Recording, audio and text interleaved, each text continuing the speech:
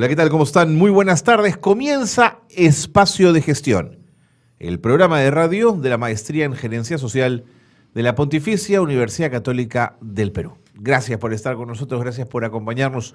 Una de las cosas que más disfrutamos en este programa es cuando nos visitan exalumnos de la maestría y cuando vienen a contarnos además los temas que están ligados con sus investigaciones, con las investigaciones de tesis, aquellas que los llevaron a ser magíster en gerencia social. Y ese es el caso de la primera entrevista del día de hoy. Estamos con Mario Francisco López Huacho. Él es exalumno de la maestría, ya magíster, sustentó la tesis titulada Mejorando la calidad del centro Cunamás de cuidado diurno, ex programa nacional Guaguaguasi en el Cono Sur de Lima Metropolitana. Mario, ¿cómo está? Bienvenido. Buenas tardes, muchas gracias por la invitación. Un gusto tenerlo aquí. Quiero entrar de lleno en la tesis, en la investigación, pero antes quería preguntarle por qué decidió usted ser un gerente social. ¿Qué tenía eso de interesante?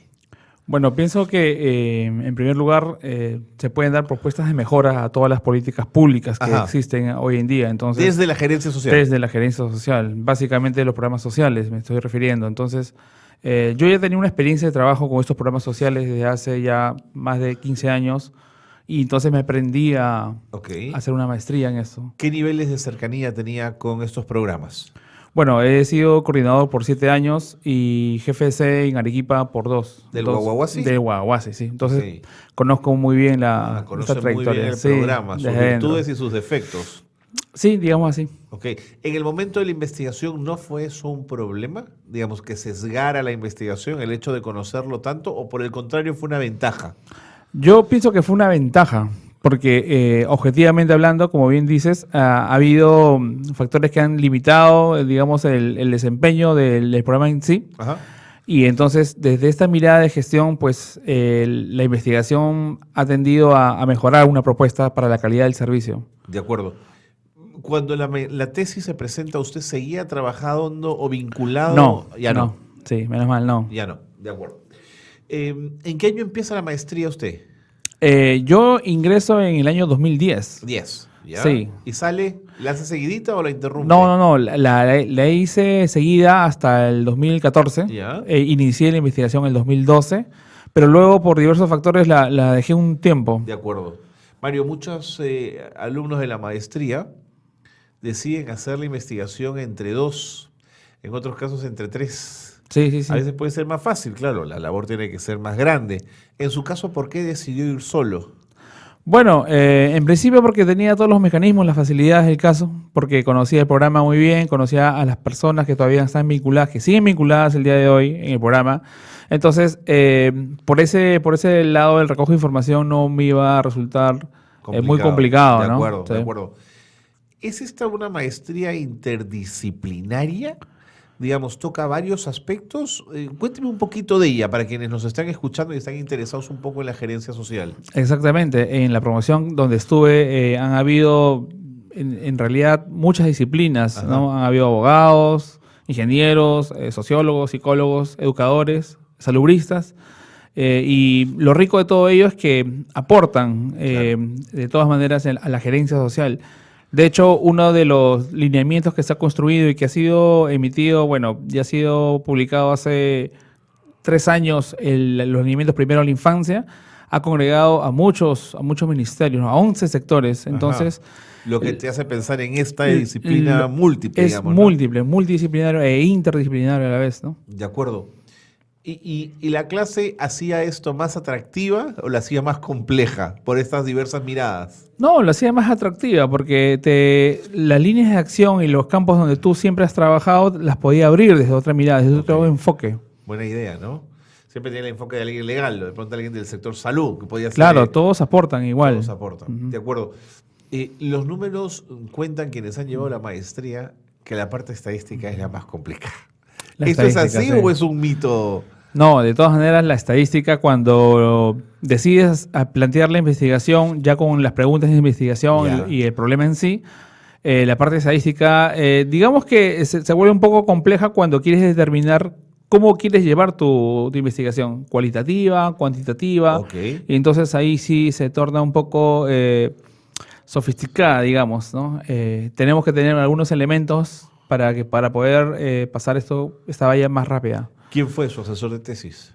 Mi asesor de tesis fue el Javier Pineda, el magíster Javier Pineda, sí. Y digamos, ¿percibiste, Mario, que te iba acotando y te iba marcando el camino correctamente o siempre fue difícil? Bueno, en mi caso particular tuve la buena suerte de tenerlo a él, ya que antes tuve dos anteriores, pero por diversos motivos se desligaron de la Católica. Ya. Entonces, reorientó todo lo que ya había hecho y lo llevamos más bien a perfilar una investigación que permita evidenciar factores que han limitado y también factores que han contribuido a la calidad del servicio. Entonces, se ha sido muy, muy oportuna, ¿no? Y agradezco desde esta tribuna. De acuerdo. Dicho eso, y habiéndonos aproximado un poco al mundo de la maestría, te propongo que entremos ya de lleno a la investigación. Sí, claro. ¿Cuál era el objetivo? El objetivo era plantear una propuesta de mejora a la calidad del servicio. Del servicio Guaguaguasi. Del cuidado diurno del programa nacional Cunamás. Cunamás. Ex Guaguaguasi, sí. ¿Puedes marcarnos la diferencia entre Guaguaguasi y Cunamás? Claro, por supuesto. Guaguaguasi nace con la idea de poder brindar atención integral desde las casas, de las familias y también desde locales a niños y niñas menores de 4 años en principio. Okay. Y esto surgió por el año 99 con una iniciativa del sector educación y Okay. luego fue trasladado al Ministerio de la Mujer De y Desarrollo acuerdo. Social, el MINDES, el ex MINDES. No es una simple guardería, digamos. No, Tiene no. otros componentes. Exacto, es mucho más complejo que eso. ¿Cuáles son? Por ejemplo, el core del asunto es la atención integral, Ajá. enfocados en brindar salud a través de Ok. un paquete integrado, ¿no? Y a través de convenios con el sector, ya en campo con los puestos de salud, ¿no? Para el tema de las vacunas contra el CRET, con la parte educativa a través de aprendizaje infantil, ¿no? Ok. De estas madres cuidadoras que promueven el desarrollo infantil temprano ahora a los niños y niñas, y con la parte de alimentación, perdón, brindando alimentación, 3 raciones diarias, ¿no? Ok. Que es una media mañana, refrigerio media tarde y un almuerzo, ¿no? Que brindan aproximadamente el 70% de calorías diarias. O sea, la idea sería, teniéndolos conmigo en un solo lugar entre 0 y 4 años, puedo hacer varias intervenciones que tengan que ver con su mejor desarrollo. Así es, pero quiero hacer aclaración de que ahora el programa nacional Cunamás ya no tiene hasta 4 años, sino hasta 36 meses.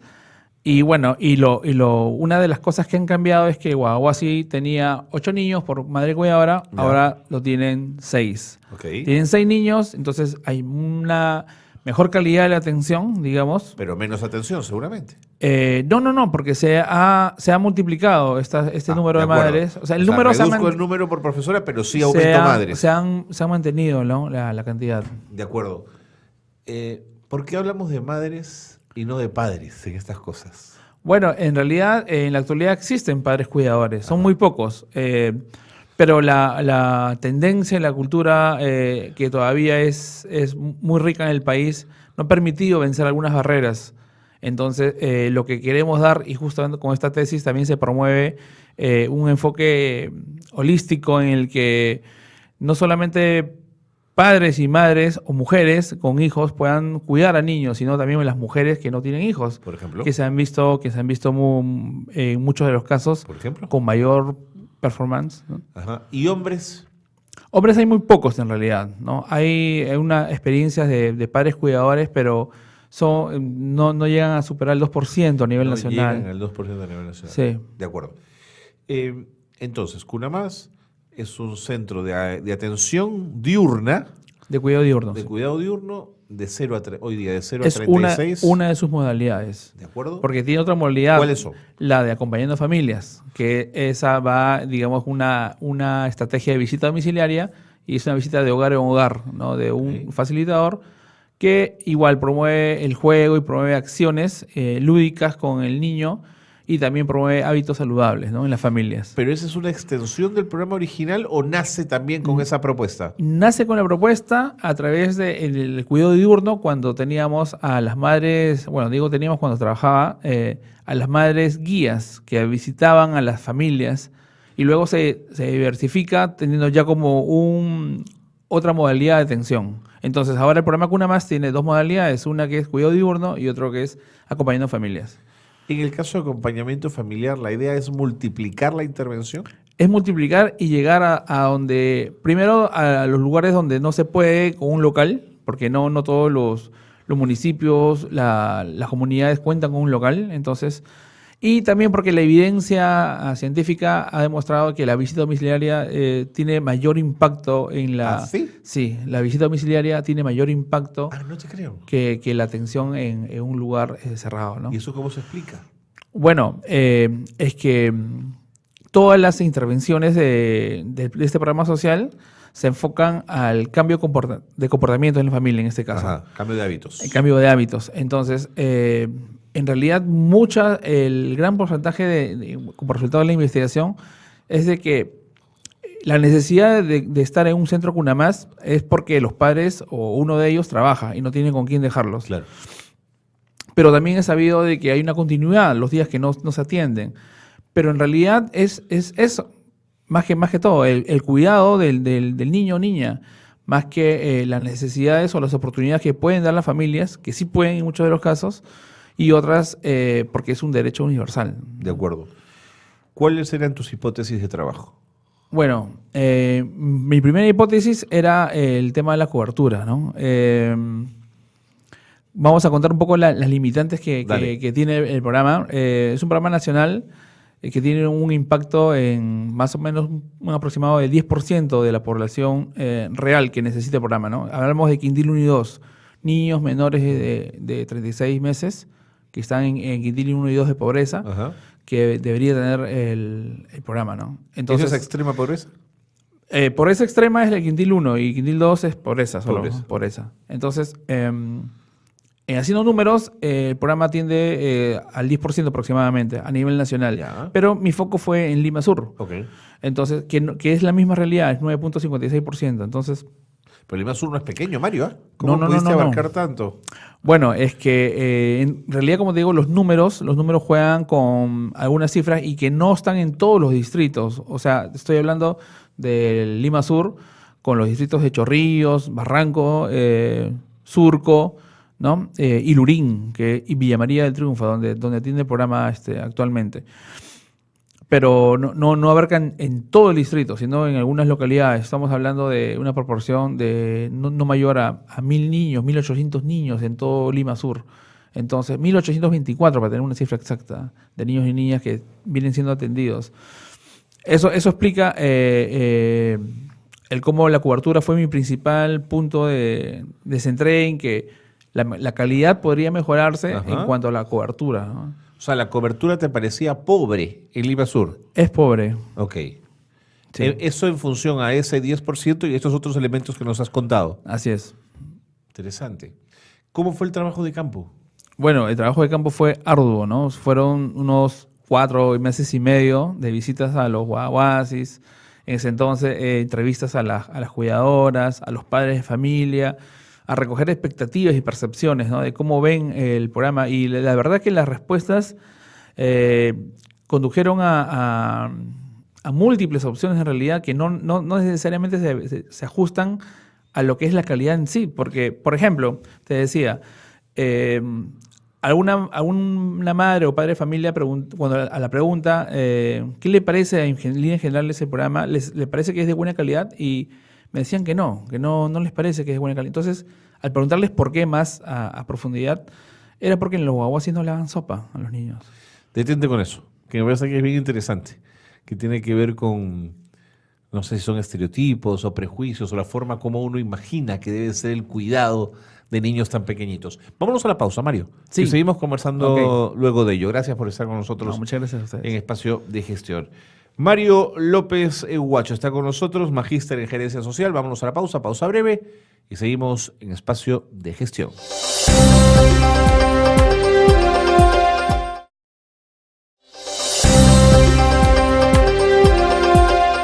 Continuamos en Espacio de Gestión, continuamos en el programa. Mario Francisco López Guacho está con nosotros. Nos está contando de su investigación, porque él es magíster en Gerencia Social y desarrolló una tesis llamada Mejorando la calidad del Centro Cuna Más de Cuidado Diurno, ex Guaguaguasi, en el cono sur de Lima Metropolitana. Mario, nos estabas contando antes de irnos a la pausa que el trabajo de campo fue intenso, fue arduo, pero en las entrevistas a profundidad, cuando las madres cuidadoras te comentaban cosas, te dieron respuestas que te sorprendieron. ¿Cuáles son? Así es. Una de ellas, por ejemplo, como te decía, era más que las madres cuidadoras, las familias de los niños que se atendían en el programa. Referían de que el servicio no les parecía de calidad porque no les daban sopa a los niños, ¿no? Cosa que ahora también la evidencia científica ha demostrado de que las sopas no nutren a los niños, ¿no? Okay. Entonces, pero se tiene ese imaginario. Se tiene ese imaginario hoy en día y de pronto hago un llamado de atención al Colegio de Nutricionistas, al cual pertenezco también, que se hace poca difusión sobre ello, sobre la importancia del consumo de lo que nosotros decimos segundos, los almuerzos. Okay. Entonces, sí. Y se cree que la sopa es una buena alimentación y no lo es. En muchas partes, en las zonas altoandinas, todavía se siguen pensando, se siguen dando. Por eso es que el calor de una sopita en las zonas frías, ¿no? Es excelente. Pero, digamos, luego del almuerzo, claro. O sea, caería mucho mejor, ¿no? Entonces, si cambiamos ese paradigma, tal vez nutricional no tendríamos los índices de nutrición crónica que tenemos hoy en día, ¿no? ¿Así de claro, Mario? Es un factor. En realidad la desnutrición y la anemia son multicausales. Sí, entonces, pero uno de ellos es el tema de alimentación balanceada, que es muy básico. Entonces, si tenemos una familia que por más que tenga acceso a alimentos, le está dando sopas a los niños, la tendencia es, bueno, primero que no tenga talla para la edad y luego tenga desnutrición crónica. Buen punto. Así es. ¿Qué más encontraste en tu trabajo de campo? Encontré algunas otras percepciones referidas a las necesidades de capacitación, que hoy en día la tecnología avanza, las redes sociales son unas muy buenas herramientas, la radio ocupa un lugar muy, muy importante en el tema de la comunicación y es un poco que ellos reclamaban también, ¿no? Reclamaban las familias mayor información sobre mayor contacto con el programa. Entonces sabemos que... ¿Sentían lejano al programa? Lejano, digamos, con los lineamientos, no, porque los vivían todos los días, porque los niños atienden, pero lejanos con la difusión, de los logros que tiene, los goles que mete el programa Cunamás en cada uno de sus sedes, ¿no? A nivel nacional. Entonces, yo creo que una conclusión fue de que se debería difundir esto más, ¿no? Para poder tener mayor oferta y mayor demanda también. De acuerdo. Entonces, sí, es necesario el tema de la comunicación, es muy importante, sobre todo cuando es un programa que ha tenido mucho éxito y ha tenido galardones a nivel internacional. ¿Seguro? También, sí. Seguro. Y de gestión, además. De gestión, acordémonos que es el único programa social que brinda atención integral a los niños y niñas, ¿no? De acuerdo. Toda madre, digamos, que quiero plantear una pregunta, ¿todas las madres del programa eran o estaban capacitadas para ser madres cuidadoras?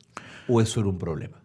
Bueno, en un gran porcentaje sí, porque han habido siempre una capacitación inicial. ¿Qué es lo que pasa? Forman a un número de madres cuidadoras, a unas madres que le fortalecen las capacidades para poder tener, digamos, competencias con los niños y niñas en el día a día. ¿Qué tipo de fortalecimiento? ¿Qué capacidades? Por ejemplo, en el tema del juego y los manejos de grupos etarios.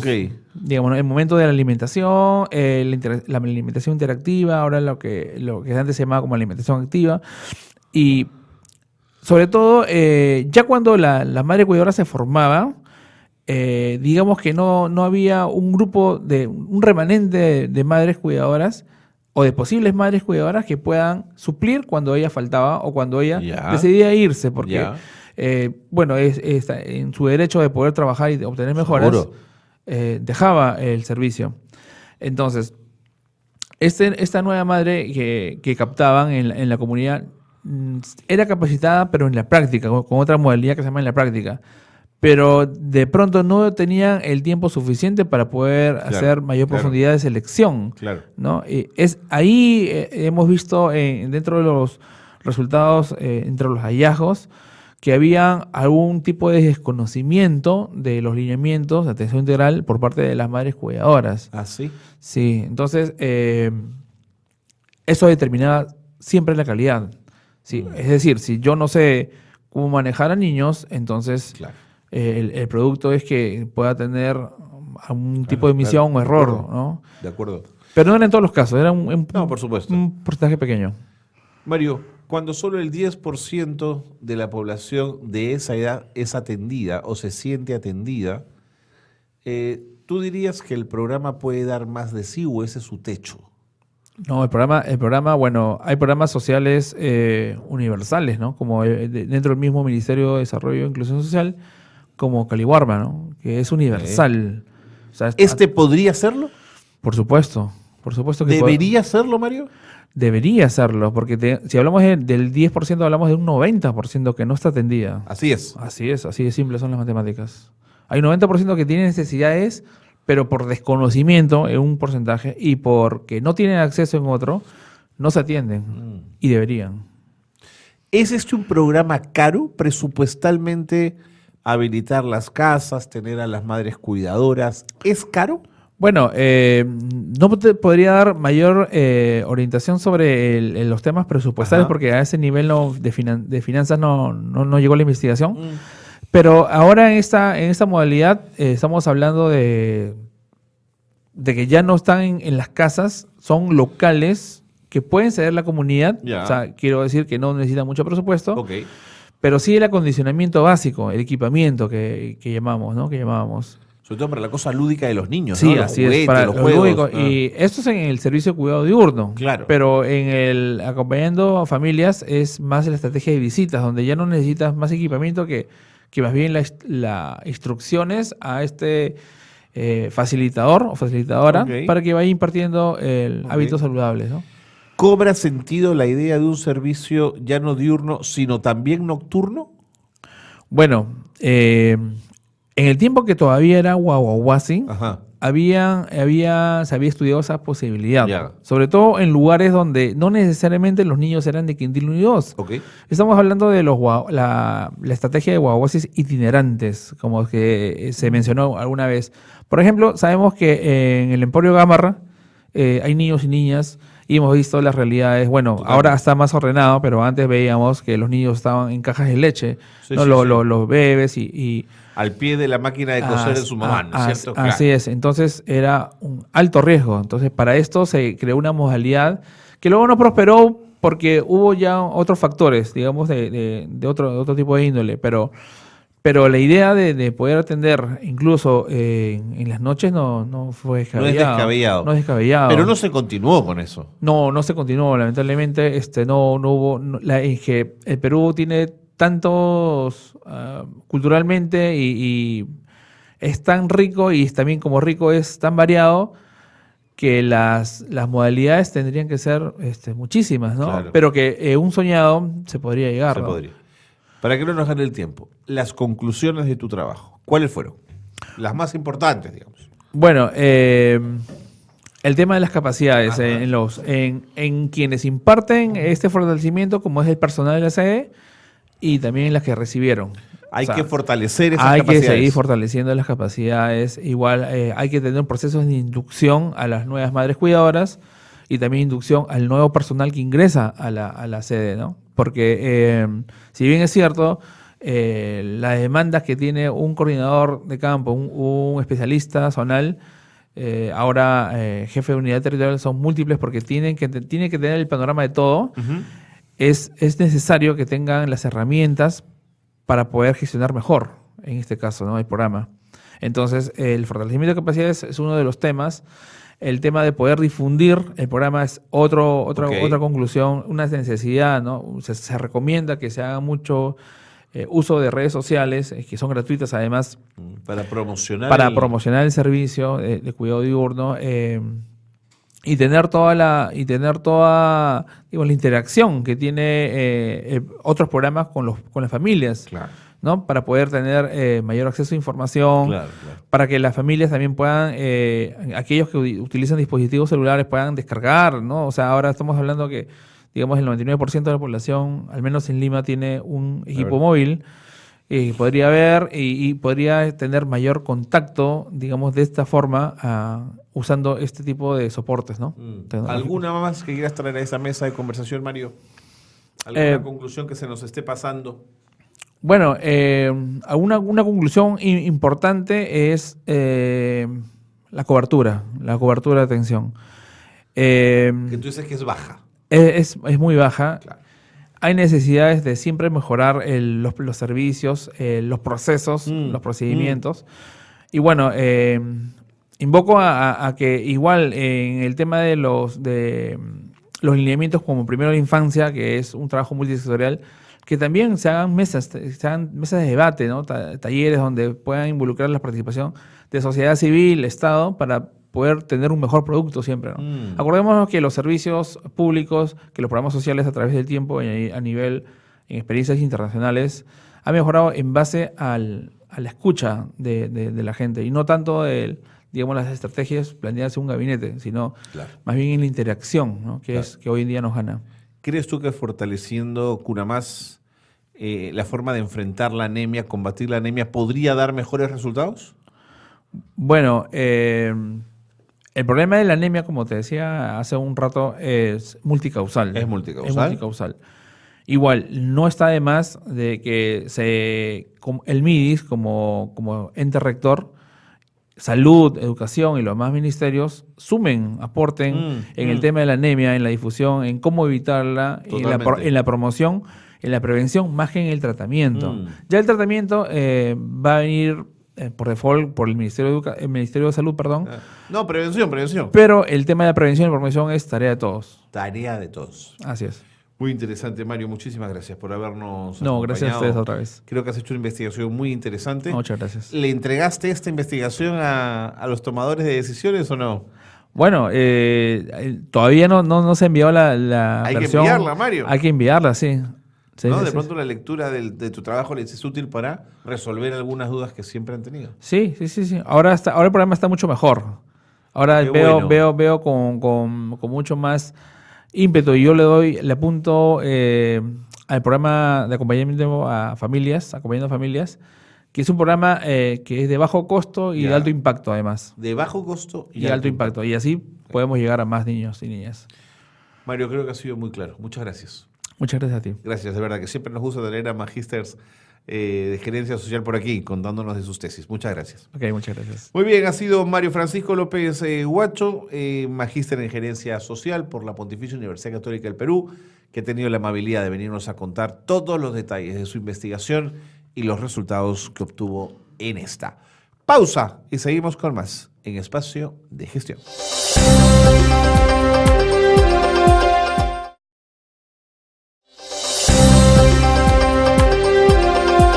Muy bien, continuamos en el programa, continuamos en Espacio de Gestión y vamos a conversar ahora con Ketty Marcelo.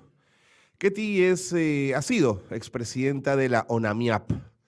Para quienes no conocen esta organización fundamental en el trabajo con las mujeres indígenas del país, es la Organización Nacional de Mujeres Indígenas y Amazónicas del Perú. Hola, Ketty Marcelo, ¿cómo está? Bienvenida, gracias por estar con nosotros. Hola, Carlos, muy buenas noches y gracias también por la llamada y la invitación. Cuéntanos, ¿hace cuánto que existe la ONAMIAP y con qué objetivos se creó? Bueno, hablar de ONAMIAP es hablar del proceso organizativo de las mujeres indígenas en el Perú. El proceso organizativo de las mujeres indígenas del Perú viene desde el año 1995, después de Beijing más 20, donde también nos articulamos como taller permanente, pero ONAMIAP nace en noviembre del 2009 como Organización Nacional de Mujeres Indígenas, Andinas y Amazónicas del Perú, con el objetivo de justamente ejercer nuestros derechos como mujeres y como pueblos indígenas. Lo que queremos es promover y defender estos derechos, ¿no? Y también cruza el tema de la identidad, es uno de los pasos importantes, y algo importante tiene esta organización, que trabajamos juntas andinas y amazónicas, tenemos una agenda construida, que nos ha costado varios años construir, y bueno, este año ONAMIAP cumple 10 años. Esto comenzó con una asamblea, una convocatoria. ¿Cómo empezaron a recorrer el camino? Bueno, el ONAMIAP viene, te hablaría de ONAMIAP del camino, es del silencio a la palabra, de la palabra a la acción, de la acción a la decisión y de la decisión al poder. A eso vamos. Pero bueno, sí es una asamblea fundacional que fue el 25 de noviembre del año 2009, en la cual se constituye la primera junta directiva de ONAMIAP, ¿no? Que es cada 3 años renovamos nuestra junta directiva en un congreso nacional de organizaciones de mujeres indígenas. En ese entonces teníamos 10 regiones, bases organizativas en 10 regiones, actualmente tenemos 15 y bueno, así estamos dando pasos. Y dime una cosa, Ketty, ¿fueron recibidas con aplausos, con alegría, como una organización de sociedad civil que emergía o más bien fueron encontrando más tropiezos? En este año hicimos nuestro 4º congreso fundacional de la ONAMIAP y nos hemos denominado Mujeres Indígenas en Resistencia, porque para nosotras no ha sido fácil recorrer este camino. Al principio las organizaciones mixtas decían, bueno, hay organizaciones mixtas, organizaciones de mujeres, debe haber otras organizaciones de otros tercer sexo, no tomaban en serio. Más aún ha sido resistencia en el lado amazónico, donde decían que estamos rompiendo las estructuras culturalmente, estamos dividiendo. Sin embargo, a lo largo de los años, con mucha responsabilidad, con mucha claridad, hemos ido haciendo entender a los hombres de las comunidades, de los pueblos indígenas, que las mujeres queremos sumar al proceso de lucha. No te vamos a quitar una silla en la mesa, le hemos dicho, incluye una silla para que las voces de las mujeres sean escuchadas. Poco a poco estamos avanzando en este camino.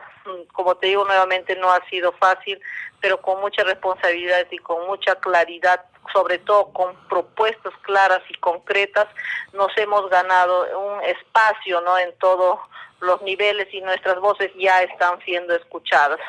¿En cuántas regiones tienen bases, Ketty? Actualmente en 15 regiones. ¿Podrías un poco contarnos en cuáles?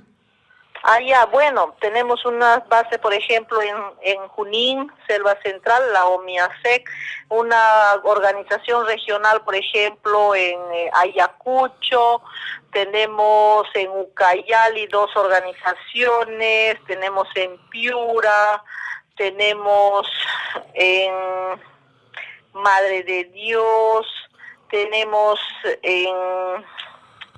¿en qué regiones más? Huancavelica, tenemos en Cusco, en Puno, en Loreto tenemos también, son de diferentes pueblos indígenas, claro, también, ¿no? Cada lugar.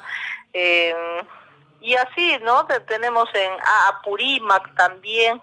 En Lima estamos tratando también de incorporar a las andinas de acá de Lima, del pueblo Jacaru, y también de Huaral, que hay hermanas campesinas allá.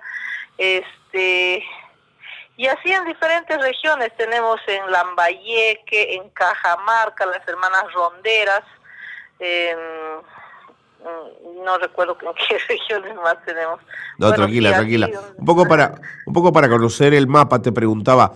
Ahora, estas organizaciones en las regiones tienen un margen de acción amplio, o la estructura del ONAMIAP un poco que es más vertical, no da tantos espacios. ¿Cómo funciona la estructura? Bueno, ONAMIAP tiene la estructura, un consejo directivo que es que se nombra cada 3 años, son 7 integrantes, de los cuales 3 amazónicas, 3 andinas, es alternado, y la juventud, que un periodo lo lleva una andina y otra amazónica. Después las regiones que he mencionado tienen una coordinadora. Esas coordinadoras son el Consejo Colegiado Ampliado, quienes también toman las decisiones, ¿no? Primero es el Consejo Directivo, luego el Consejo Ampliado, y la presidenta es quien ejecuta el mandato de la asamblea, ¿no? Todos nos regimos, tenemos nuestro plan estratégico, tenemos nuestra agenda construida, y la presidenta tiene que ejecutar, obedecer a a esta agenda que ya tenemos construida sin salirnos de la misión y visión. Y al año se hace 2 o 3 reuniones de consejo directivo, luego se hace una reunión al año de consejo ampliado y cada 3 años se hace la Asamblea Nacional en la que todos aportan, se actualiza la agenda, se mire el estatuto y también se actualiza la posición política, porque de hace 9 años no era el mismo contexto nacional, el contexto político. Eso también vamos viendo, vamos actualizando y vamos mirando qué posiciones vamos a tomar frente a lo que viene ocurriendo en nuestro país. Por ejemplo, hace 10 años no se hablaba mucho sobre el enfoque de género, ¿no? Claro. Entonces ahora la discusión ha sido eso. Nosotros, que como mujeres indígenas, ¿cuál es nuestra posición frente al enfoque de género, frente al feminismo que a veces nos quieren etiquetar, ¿no? Entonces, son esas agendas que también como mujeres vamos aportando, ¿no? Y nuestras bases en las regiones son organizaciones de mujeres, tenemos organizaciones regionales, provinciales, distritales, ¿no? De acuerdo a cómo se van organizando también las mujeres en las regiones. En estos 10 años de trabajo, ¿cuáles han sido los principales obstáculos, Ketty? El contexto político también, ¿no? Al principio no había una data, hasta hace 2 años atrás, hasta el censo 2017, no había una data cuántas mujeres indígenas somos en el Perú. Cuando pedíamos políticas públicas, tanto educación, salud, en otros tipos, nos decían cuántos son y dónde están. Hubo el censo 2017, que fue el último país en América Latina en implementar esta pregunta de autoidentificación. Entonces, recién de ahí se está tomando algunas políticas públicas. Pero bueno, eso, no se hablaba de mujeres indígenas, ni siquiera en el Ministerio de la Mujer. Mucho confunden con mujer campesina, mujer rural, que no es lo mismo a mujer indígena, ¿no? Eso era la invisibilidad, la discriminación, ha sido uno de los obstáculos que hemos tenido, también enfrentarnos al machismo estructural, ¿no? Que existe en diferentes espacios. Esta mujer indígena no tiene propuestas, la discriminación ha sido fuerte, y también el tema de la identidad, que nos falta construir mucho en nuestro país, en un país tan discriminador y racista, tanto al heredado del pensamiento colonial. Es difícil denominarse o autoidentificarse indígena. En los años 80, si alguien decía que era de Ayacucho, ¿qué le decía? O si alguien era de provincia, eres terruco. Entonces, es todo un proceso a lo largo de los años. La lucha ha sido fuerte también para nosotros y nosotras para lograr autoidentificarnos como parte de un pueblo indígena y originario, ¿no? En términos políticos, ¿suscriben alguna adhesión partidaria? No, ya desde nuestras comunidades hacemos política, pero política partidaria no. Nosotros tenemos la visión de necesitamos tener participación política en el Parlamento, en las municipalidades, en las regiones, pero que se respete el distrito electoral. Queremos ser elegidos de acuerdo a nuestras propias costumbres, de acuerdo a cómo nos elegimos. Entonces, esa es la mirada que tenemos, ¿no? Debería de haber escaños como hay en Colombia, como hay en otros países, especialmente para indígenas, y elegirnos entre nosotros, porque solo así vamos a garantizar que nuestras voces sean escuchadas. No militamos en ningún partido partido político, porque muchas veces no llevan la agenda, y si llevan también, bueno, una que otra del convenio 169, pero más lo vemos que los partidos políticos folclorizan nuestra identidad, y nosotras no estamos de acuerdo con eso. De acuerdo. A nivel de los trabajos que realizan, hay uno muy interesante que tiene que ver con gobernanza territorial. Cuéntanos un poquito a qué apunta. Bueno, gobernanza territorial hasta el año 2000, en el censo del 2012, veíamos que en todas las comunidades nativas y campesinas solamente un 3%, un 2% era presidida por presidentas de comunidades y jefas de comunidades. No había mujeres presidiendo la comunidad. Lo que nosotros hemos hecho, yo lo llamo siempre un proceso revolucionario, porque hemos trabajado, sensibilizado a la comunidad para que haya un 30 o un 40% de participación de mujeres en la junta directiva de la comunidad, porque solo así vamos a poder tener voz y voto y decisiones sobre nuestro territorio, porque mucho ocurre que luchamos, defendemos nuestros territorios, niños, mujeres salen adelante, y cuando hay mesas de diálogo, las consultas, los varones están sentados y no hay ninguna mujer. Entonces, para que nuestras voces sean escuchadas, claro que hemos hecho bastante trabajo, y es parte de la gobernanza territorial eso. No podemos avanzar o no podemos hablar de una buena gobernanza si no tenemos a las mujeres presentes en estas tomas de decisiones. Entonces, es eso. Actualmente hemos trabajado justamente para que se incorpore en la ley de comunidades campesinas un 30% de mujeres dentro de la junta directiva, y ya fue aprobado en el Parlamento, que es raro que no han desaprobado, tanto le tienen miedo a la palabra género. Tuvimos cuidado en no ponerle por ningún lado género, solo mujer. Y bueno, estamos avanzando. Ahora nos toca trabajar también en las comunidades nativas, donde hay más sensibilidad, la apertura para la participación de la mujer. Bueno, la gobernanza territorial es algo amplio, pero esto de la participación de las mujeres en la comunidad también es parte de la buena gobernanza. Entonces es un trabajo fuerte que estamos haciendo desde ONAMIAP.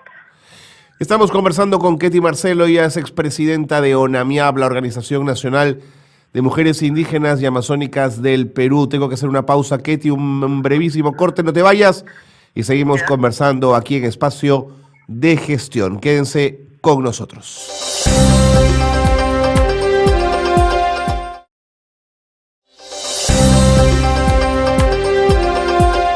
Continuamos en el programa, nos acompaña Ketty Marcelo, qué bueno que se han quedado con nosotros. Ella es expresidenta de ONAMIAP, la Organización Nacional de Mujeres Indígenas, Andinas y Amazónicas del Perú.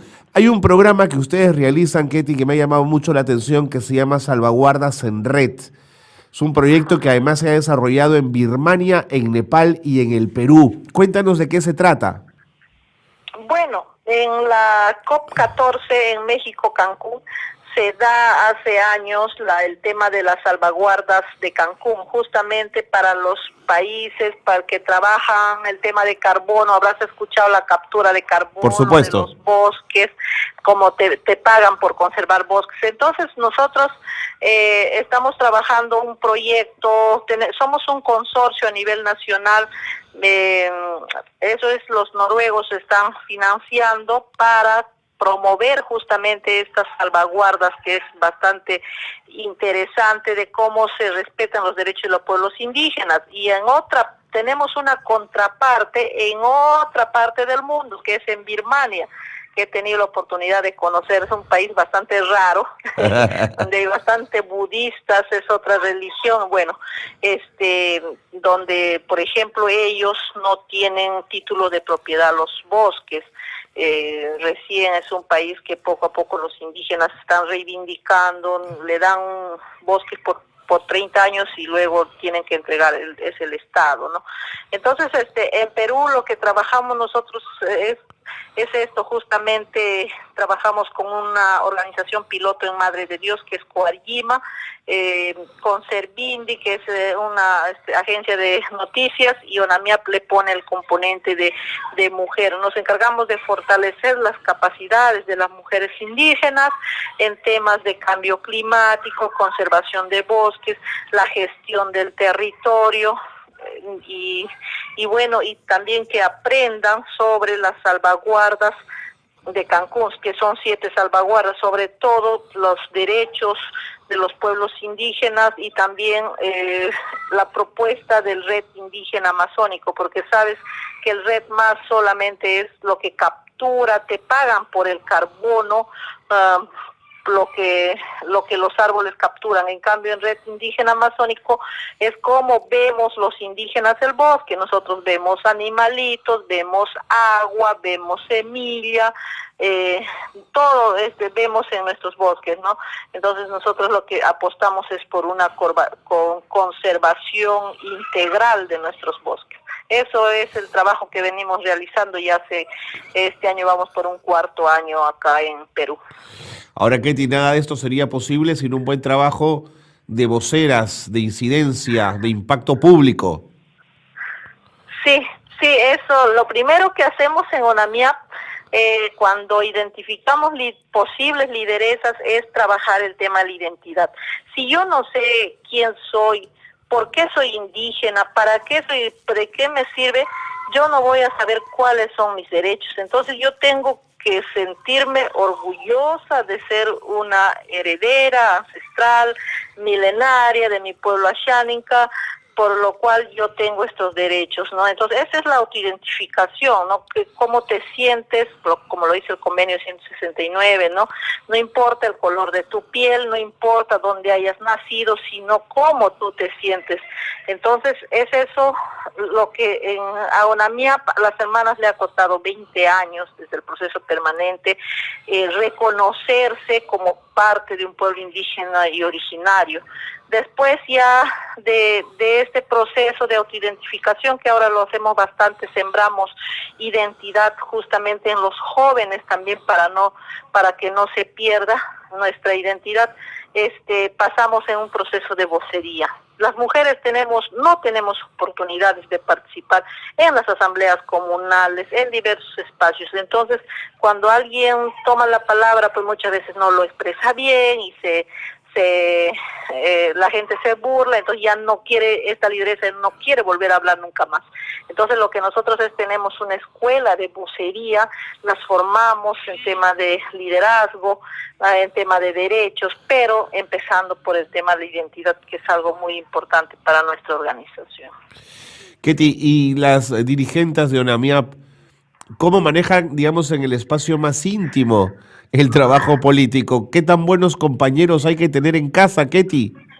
Uy, eso es lo más difícil.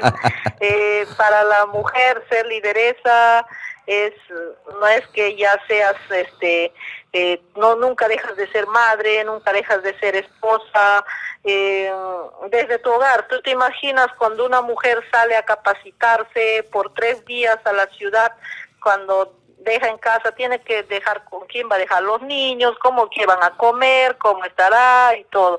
Pero cuando el hombre sale de casa por 3 o 5 días, regresa, igual está en casa, ¿no? Entonces, quizás el triple rol que tenemos las mujeres, y también cuando tienes niños pequeños, tienes que llevar a tus niños pequeños a las capacitaciones. Es bien difícil, desde la misma comunidad. Pobre de ti que cometas algún error, te dicen tenía que ser mujer, no sabe nada, no está preparada. Entonces, sí, es bastante complicado, pero hay que ponerle bastante energía, bastante fuerza. A mí me ha sucedido que yo puedo estar reunido con el ministro, con la ministra, pero llegando a casa igual tengo que cocinar la cena de los niños, tengo que revisar los cuadernos, al día siguiente igual. Entonces, es fuerte, o sea, es una recarga laboral bastante fuerte, pero que cuando vemos que tienen resultados, pues tenemos que seguir adelante, ¿no? Igual las hermanas lideresas también muchas veces vienen, dejan sus hogares, hacen las representaciones acá en Lima, porque las políticas nacionales se manejan en Lima. Entonces igual muchas veces son muy incomprendidas, ¿no? Pero poco a poco cuando ya trabajamos en las comunidades, tratamos de que los hombres también estén para que puedan comprender el rol dirigencial de las mujeres. ¿Cómo imaginas a la ONAMIAP en 10 años, Ketty? Yo imagino con más regiones, que necesitamos entrar a Tacna, Arequipa, a Tumbes, a otras regiones. Imagino con más juventud, ese es el reto. Tenemos el reto de incorporar más jóvenes a la organización, manejando quizás sus propios proyectos, ya no tanto depender de la cooperación, porque hemos dicho que la autonomía económica te da autonomía política también, un poco más fortalecidos en el tema de la identidad, también necesitamos seguir fortaleciendo ese tema. Y bueno, hay muchos desafíos, quizás también disminuyendo el tema del machismo en las comunidades. Yo digo siempre descolonizando y despatriarcalizando la mente de los compañeros. También vemos eso me imagino, con más jefas y presidentas de comunidades en las comunidades nativas y campesinas. Hay muchas cosas que hacer. Me imagino a varias hermanas de ONAMIAP en el Parlamento, por ejemplo, en el Congreso de la República, no solamente a Tania Pariona también ha sido secretaria de Juventud de ONAMIAP en su primera gestión, y bueno, sí, así participando tanto andinas y amazónicas, bastante fortalecidas y llevando las voces, ¿no? Nosotros no solamente llevamos la voz a nivel nacional, también a nivel internacional, pero también desde las mismas comunidades empiezan nuestras labores.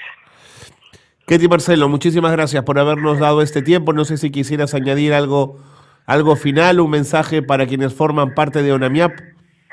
Bueno, para nuestras hermanas decirle que estaremos siempre presentes acá, caminando, ¿no? Siempre firmes hacia adelante, no desmayar. Sabemos que las políticas regresivas en cuanto a pueblos indígenas se está dando por parte del Estado, no existe una verdadera consulta previa, pero los pueblos indígenas hemos resistido 500 años de invasión europea, 200 años de república, que la república ha legalizado los abusos de la colonia, y aún estamos acá vivos y presentes. Hace unos días yo he estado en Brasil y hablábamos de las políticas regresivas de Bolsonaro, y los hermanos decían, preocúpate por los indígenas que están resistiendo 500 años, Bolsonaro en 5 o 10 años se va a ir, igual que Trump. Pero igual siempre vamos a estar aquí con nuestra fortaleza de nuestros ancestros y ancestras y defendiendo este territorio que es tan sagrado y que es tan nuestro, ¿no? Como le digo, nosotros hemos existido antes de la invasión europea y siempre estaremos acá resistiendo, porque es eso lo que llevamos en nuestra sangre, esa fuerza indígena, esa lucha. Y bueno, el mensaje a las hermanas que debemos estar más unidas que nunca para lograr hacer escuchar nuestras voces a nivel nacional e internacional. Ketty Marcelo, nuevamente, un abrazo y muchísimas gracias por haber participado en el programa. Gracias. Hasta luego. Era Ketty Ya, Marcelo, que estaba con nosotros en el programa, expresidenta de ONAMIAP, la Organización Nacional de Mujeres Indígenas y Amazónicas del Perú. Un discurso muy claro, muy potente, muy puesto al servicio de la mujer amazónica, de la mujer indígena, de la mujer andina, en una lógica de organización y de representación política de su identidad y de su voz. Una organización de la cual vamos a escuchar seguramente mucho más en los próximos años. Nos tenemos que ir, el tiempo nos gana. Gracias por estar con nosotros. Gracias por ser parte de Espacio de Gestión. Muy buenas tardes a todos.